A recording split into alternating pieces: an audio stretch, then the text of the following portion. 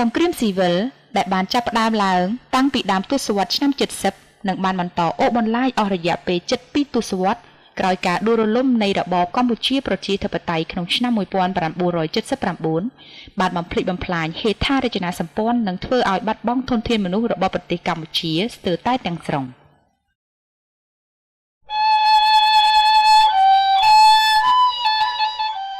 ជាការឆ្លើយតបទៅនឹងការអំពាវនាវរបស់រដ្ឋាភិបាលកម្ពុជាចំពោះការស្នើសុំជំនួយមនុស្សធម៌នាពេលនោះនាយកដ្ឋានបម្រើពិភពលោកនៃសហព័ន្ធលូធេរ៉ានពិភពលោកបានបង្កើតកម្មវិធីជំនួយមនុស្សធម៌មួយនៅកម្ពុជាដែលកម្មវិធីនេះជាផ្នែកមួយនៃសមាគមអង្គការមិនមែនរដ្ឋាភិបាលកម្មវិធីនេះបានផ្ដោតការយកចិត្តទុកដាក់ជាសំខាន់លើវិស័យកសិកម្មការចិញ្ចឹមសត្វពាហនៈគម្រោងទឹកស្អាតនិងគម្រោងតូចៗជាច្រើនផ្សេងទៀតក្រោយមកកម្មវិធីនេះត្រូវបានពង្រីកទៅជាអង្គការលូធេរ៉ានបម្រើពិភពលោកប្រចាំកម្ពុជា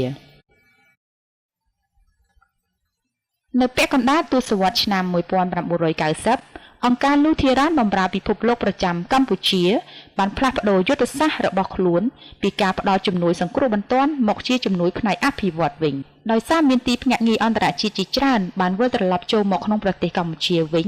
ក្រោយការបោះឆ្នោតដែលគាំទ្រដោយអង្គការសហប្រជាជាតិនៅឆ្នាំ1993ចាប់តាំងពីឆ្នាំ1999មកអង្គការលូធេរ៉ានបម្រើពិភពលោកប្រចាំកម្ពុជាបានជ្រើសរើសយកវិធីសាស្ត្រអភិវឌ្ឍជនបទចម្រុះក្នុងទិសដៅលើកស្ទួយជីវភាពរស់នៅរបស់ប្រជាពលរដ្ឋក្រីក្រនៅតាមជនបទហើយបានផ្ដោតការយកចិត្តទុកដាក់បន្ថែមទៀតលើការពង្រឹងសិទ្ធិអំណាចដោយផ្អែកលើសិទ្ធិមនុស្សជាមូលដ្ឋាន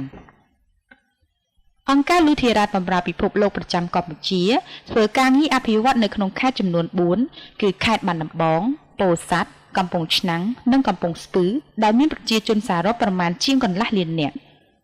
អង្គការលូធេរ៉ានបម្រើពិភពលោកប្រចាំកម្ពុជាមានគម្រោងចំនួន6ហើយគម្រោងនីមួយៗស្ថិតនៅក្នុងតំបន់គោលដៅផ្សេងៗគ្នានិងមានឈ្មោះថាគម្រោងអភិវឌ្ឍជនបទចម្រុះតាមរយៈការពង្រឹងសិទ្ធិអំណាចអង្គការលូធេរ៉ានបម្រើពិភពលោកប្រចាំកម្ពុជាធ្វើការជាមួយប្រជាពលរដ្ឋងាយរងគ្រោះនៅតាមតំបន់ជនបទដាច់ស្រយាលតាមរយៈការកសាងសមត្ថភាពរួមដើម្បីធ្វើឲ្យជីវភាពរស់នៅមាននិរន្តរភាពក្រុមគោលដៅរបស់អង្គការលូធេរ៉ានបម្រើពិភពលោកប្រចាំនៅកម្ពុជារួមមានកសិករក្រីក្រគ្រួសារគ្មានដីនិងខ្វះដីគ្រួសារដែលមានស្ត្រីជាមេគ្រួសារអ្នកផ្ទុកមេរោគអេដស៍និងអ្នកជំងឺអេដស៍និងមនុស្សពេញវ័យដែលមិនជាអសរអត្រានៃភាពក្រីក្រស្ថិតនៅក្នុងតំបន់គម្រោងរបស់អង្គការលូធេរ៉ានបម្រើពិភពលោកមានចន្លោះពី11ទៅ45%ហើយលទ្ធភាពចូលទៅកាន់ភូមិជាច្រើននៅក្នុងតំបន់ទាំងនេះមានការលំបាកនៅក្នុងរដូវវស្សា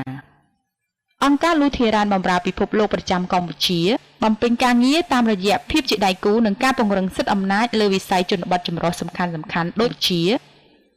អភិបាលកិច្ចល្អភាពជាអ្នកដឹកនាំនិងការអភិវឌ្ឍសហគមន៍សិទ្ធិមនុស្សនិងការតស៊ូមតិសន្តិសុខស្បៀងនិងអាហារូបត្ថម្ភការបង្កើតប្រាក់ចំណូល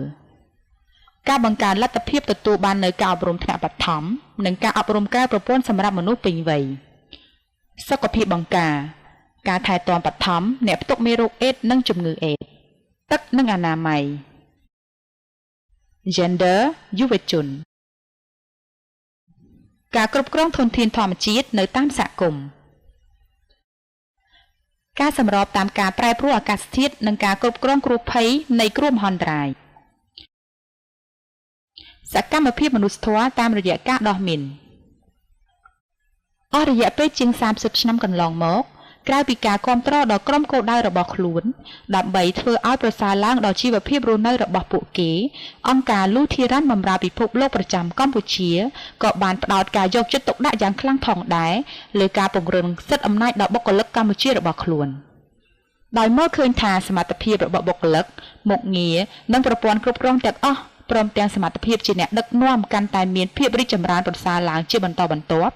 បុគ្គលិកកម្ពុជាក្នុងជួរថ្នាក់ដឹកនាំក៏មានគំនិតផ្ដួចផ្ដើមមួយដើម្បីប្រែក្លាយពីអង្គការអន្តរជាតិទៅជាអង្គការជាតិគំនិតផ្ដួចផ្ដើមនេះត្រូវបានលើកយកមកពិភាក្សានៅឆ្នាំ2002បន្ទាប់មកមានការរៀបចំសិក្ខាសាលាពិគ្រោះយោបល់ជាច្រើនលើកដើម្បីរកឲ្យឃើញនៅគុណសម្បត្តិនិងគុណវិបត្តិក្នុងការប្រែក្លាយនេះ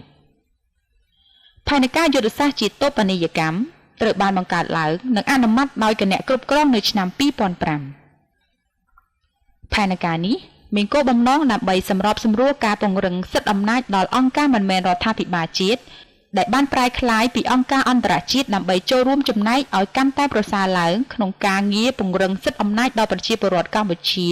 ដោយយកសិទ្ធិមនុស្សជាមូលដ្ឋានគណៈគ្រប់គ្រងបានអនុម័តលើឈ្មោះថ្មីអង្គការជីវិតថ្លៃថ្នូរនេះនៅខែមករាឆ្នាំ2009ឈ្មោះនេះឆ្លុះបញ្ចាំងឲ្យឃើញអំពីការបដិញ្ញាចិត្តរបស់អង្គការជីវិតថ្លៃថ្នូរក្នុងការពង្រឹងសិទ្ធិអំណាចដល់ប្រជាពលរដ្ឋក្រីក្រនៅតាមជនបទឲ្យទទួលបាននូវជីវិតរស់នៅប្រកបដោយសេចក្តីថ្លៃថ្នូរ